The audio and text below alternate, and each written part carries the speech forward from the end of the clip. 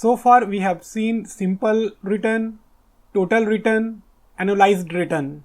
Here I am going to tell you compounded return on investment. Compounded return on investment solve the problem of time period which were there in simple return, total return, or even in annual return. So what is compounding? Compounding is the process in which earnings are reinvested to generate additional earning. Let's try to see it in example. Suppose Mr. X deposited rupees 10,000 in a fixed deposit at a rate of 10% per year, which will mature in 5 years. If the compounding frequency is annual, then calculate the maturity amount. Since the compounding frequency is annual, it means the interest earned on investment will be reinvested annually to generate additional earning. Let's understand the process of compounding by calculating the interest for each year and then reinvesting it. Year 1, opening balance rupees 10,000. Since yearly interest is 10%, so for first year interest would be 1,000. 10% of 10,000 is 1,000. At the end of 1 year, closing balance would be 11,000, which is opening balance 10,000 plus interest for that year 1,000. Total 11,000. For the next year, this will become the opening balance. So for second year, opening balance is 11,000, and for second year, at the rate of 10% per year, it would fetch 1100 as interest. So at the end of second year, it will become 11,000 plus 1100 equal to 12,100 as closing balance. For the third year, second year closing balance would become opening balance for third year.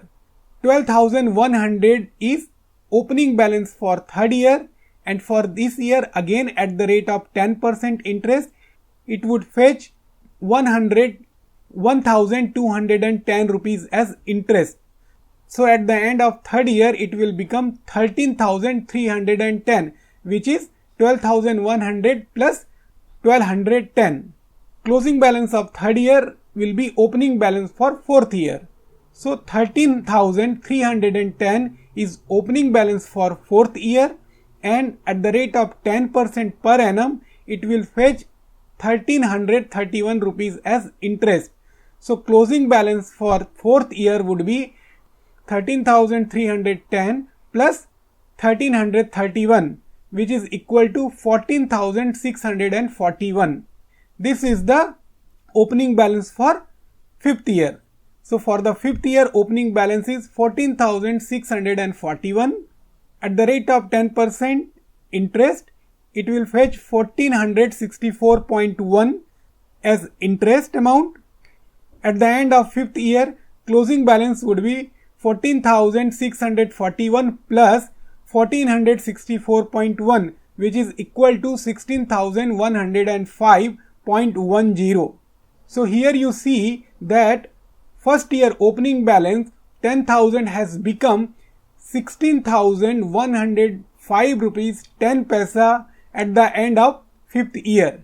So this is the process which is being followed in calculating interest rate based on compounding interest calculation formula. There is a formula for this also, but the main point is with the compounding interest rate, it has become 16,105.10 rupees.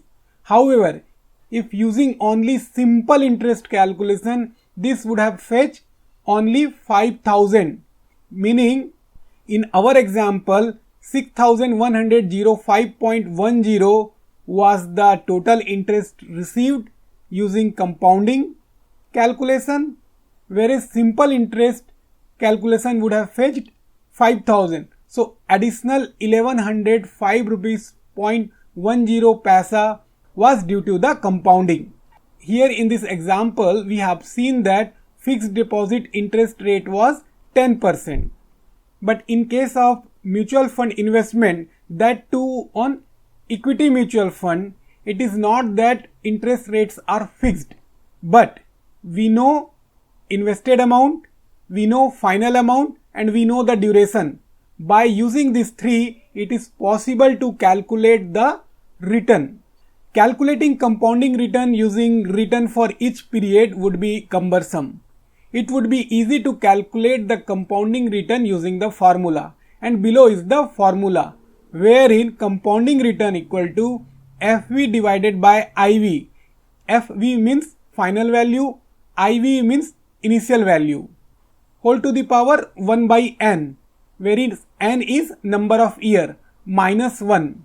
If we use the same formula in our example, so final value was 16,105.10, initial value was 10,000, number of period was 5 year. By putting all this value in this formula, the value which will come up is 0.1, and in percentage term it is 10%. So this formula can be used to know return on your investment. But I will tell you, still it is not final. In the compounding return formula, it considers the final value, initial value and number of years. But in our investment, is it so? Assume equity mutual fund which pays dividend income at regular interval. NAV of the mutual funds gets adjusted after each dividend payment. As per the formula which we have used, it is based on final value, initial value, but not any in between income payment. So SEBI has prescribed compounded annual growth return calculation as a standard to be followed by all mutual funds. As an investor, while comparing different schemes, a comparison based on CAGR should be the priority, because the CAGR it also consider any other income received during the investment period. So in summary, the formula which we have used will work well if there is no dividend payment in between. If there is, then compounded annual growth return formula should be used.